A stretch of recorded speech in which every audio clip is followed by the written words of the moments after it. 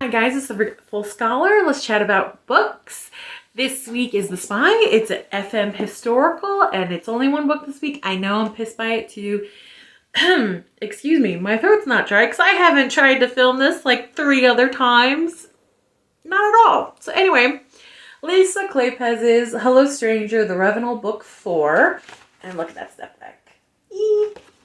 So this follows so you know how the other Ravenel books, even though I haven't read them, because, you know, we talked about that last week, my used bookstore doesn't have the first 2, so I started reading 3 to 4. Again, this writer is really fantastic. Like, you don't have to read these books in order. Like, I'm reading them, I'm enjoying them, and, you know, there's enough little bits and pieces I can figure out what the other books are about, so I'm not stressing it. You know what I mean? So it seems like it's about the Ravenel sisters, and they had 2 male cousins that took over when their older brother and father died. Like, the father died, the older brother died, and the 2 distant male cousins took over, and they seem like really great guys. Anyway, so the hero of this is Ethan, and he is the bastard son of the old earl that died. So the girl's father, not the brother. So the father that passed away. And he doesn't give a crap. Like, he does not want anything to do with the Ravenels. He hates them because of the old earl, as I know from the stories and the little snippets that they give you. And this author is really good about giving background, even in the book 4, was a dick. So he doesn't want anything to do with the Ravenels. And he is basically, when I was reading this, basically like a Jason Bourne. Like a super, super spy. Like, he's a super, super spy. He started off as a copper, and then he got recruited to this unofficial sort of spy network, and he works for them, and he's like... So Lisa Kleypas does do a lot where they tell you the guy's a badass, but don't show you he's badass. I think this one was a good mix of the two, because you see, like, the beat cops are like, kind of like, ooh, this guy, oof. Oof, yes sir, no sir, whatever you want sir, and are kind of, at the same time, you're kind of told his exploits. So through the cops' reaction, you get that he's like a big deal, and you're kind of told he's a big deal. I get that, and I think this was a lot better than a lot of other books that this author has done, where they told the guy's badass but you don't see it. At least here you see it. Not as much as other books they have written as well. So I think this was like sort of middle ground for me, and that's kind of why this isn't a 5-star, just for that reason alone. And the female, I haven't even gotten to the female hero of our story. Her name is Garrett Gibson, and she's the first female physician in England. And yes, her name is Garrett. When I was reading this, I was kind of curious why the author decided to go with such a masculine sounding name. Not that there's anything wrong with it.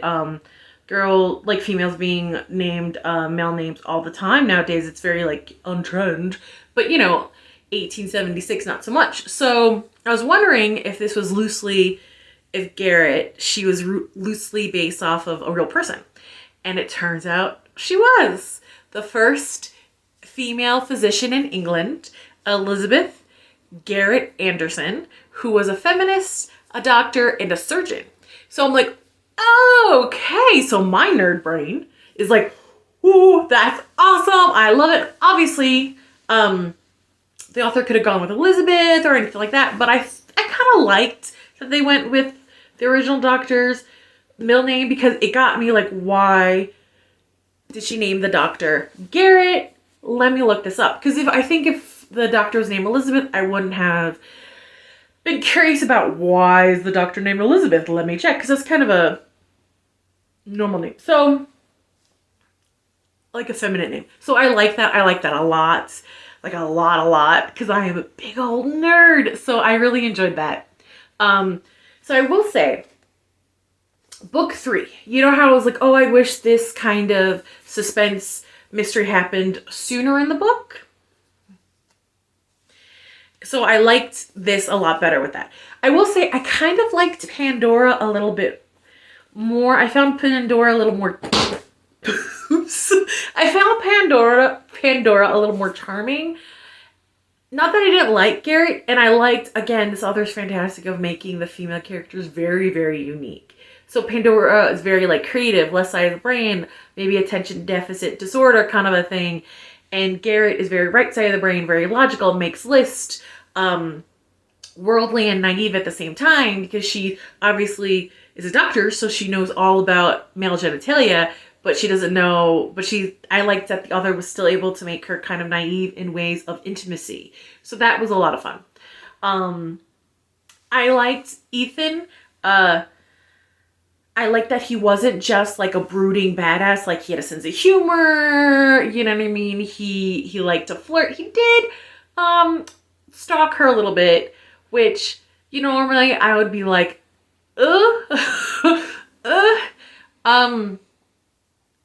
but because in this circumstance I wasn't creeped out because, and I'll explain why.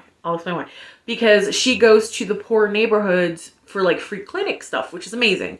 And she's very confident in protecting herself because she's taken fencing lessons and she has a cane with her. So that's kind of a theme throughout the book, that Garrett is a very confident person in her abilities.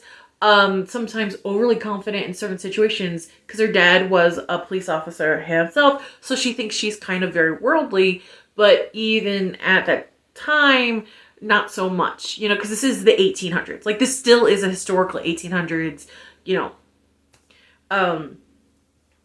So he is stalking her from the shadows, but I'm kind of happy he did, because this book starts off like, bam, right in your face. So she's coming back from seeing, you know, from helping people in the clinic in the poor neighborhoods, right? So she's coming back and 3 soldiers try to accost her.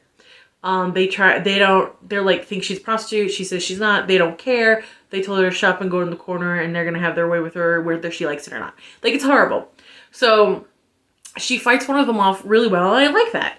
And then she turns around to go after the other 2 and they're already unconscious. I would have liked to seen him beat them up because I'm bloodthirsty, but I get it. It's from her point of view, so fine. Turns out he was following her because, like, sort of love at first sight. I don't know, because this book starts off with a bang, but it does slow down where they get to know each other a lot, and I liked that. So I can't say it's like, boom, love at first sight. But, you know, he has, like, childhood trauma about his mother, so he's really tends to be overprotective when women are in danger. And that is, it carries out through all the book, whether it's she's in danger or just a woman he grew up with down the streets, and you know, so it's like, it's not just her, he's like protective of females in general.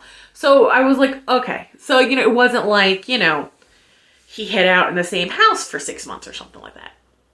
And if you get that reference, you were amazing. So and then I like that he decides to teach her self-defense. Well, she kind of like, you have to teach me self-defense then. I could take care of myself. And he's like, no, you can't. And he shows her like he could overpower her. But at the same time, he's like Jason Bourne, you know what I mean? Like John Wick, like, he's a badass. Again, a moment where we're told he's a badass and shown a little bit. So it was kind of little manipulative. But then he teaches her how to defend herself and how to do it, like, fight dirty. And I was like, hell yeah. You're in a situation like that, I don't give a shit about rules. You fight dirty to get out of it. You know what I mean? So I like that, because we all know bloodlust. So, and then from there, it kind of slows down. And it got a little boring. And again, this happens for me with every Lisa Kleypas book. Cute beginning. I hate everybody in the middle, and then I love everybody at the end.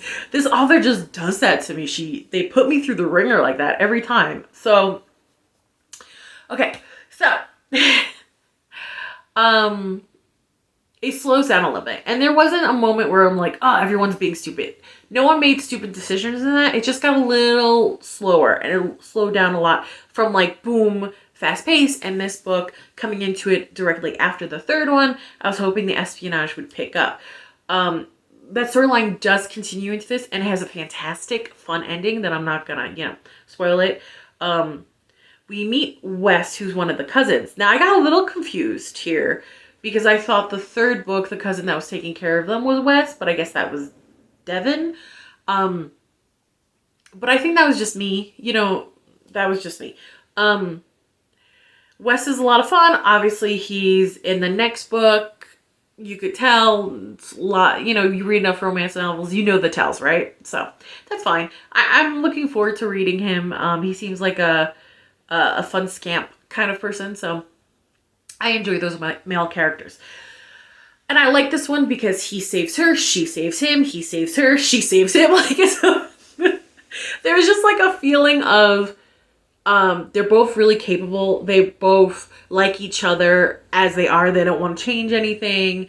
They're partners in this. The only thing she wants to change, and she even said it, she's like, domesticate you, but not really. I don't want you to be like, I can't turn a tiger into a lapdog, you know what I mean? I just want you to like, feel like at home with me, which I liked. It wasn't like she wanted to change him, wanted to change who he was, but she just wanted to give him like a family, you know, be his family. So I liked that kind of distinction.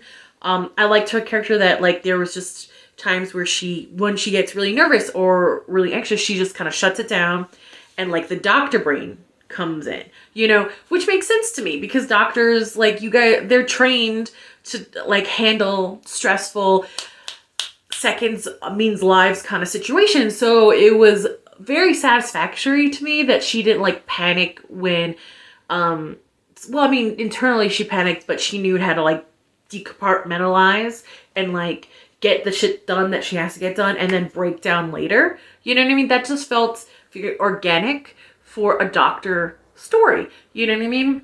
I felt like, yeah, because you have to shut that shit down, take care of business, and then go into a closet and cry.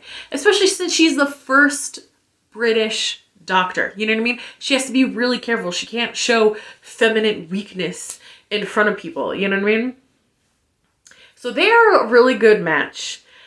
I really like their romance. Again, I think I like Pandora just a little bit. Just because she's a little more whimsical. But that didn't mean I didn't enjoy Garrett. And it didn't mean that I didn't enjoy reading about who Garrett is loosely based off. Because I love that. I will say I liked Ethan a little more than... Oh, I don't even remember his name. What was his name? Gabriel. Oh, doggy. Dog noise. Anyway, I liked Ethan a little bit more than Gabriel. Not that Gabriel's from the third Ravenel book. Not that he wasn't an interesting character. He's just a little like, okay, yeah, you know, you're a more stoic kind of character and that's fine. I liked how Ethan shut down and let the monster out and like handled things, but then at the same time like could be flirty and silly with her. So I like that kind of flow with him. It was a little different because I feel like Gabriel is very similar to a lot of like heroes that Lisa Kleypas writes. So I think Ethan was a little different. So I enjoyed that. And my dog's flipping out. It's too early. Like it's Halloween today. So happy Halloween. Happy spooky. It's too early for trick-or-treaters though. So I don't know what he's flipping out about. Anyway, I don't want to give the ending away, but I really enjoyed it. Even though it's not how I kind of expected how it would end, with the espionage thing, I did enjoy the ending. It was satisfactory. So that was fun.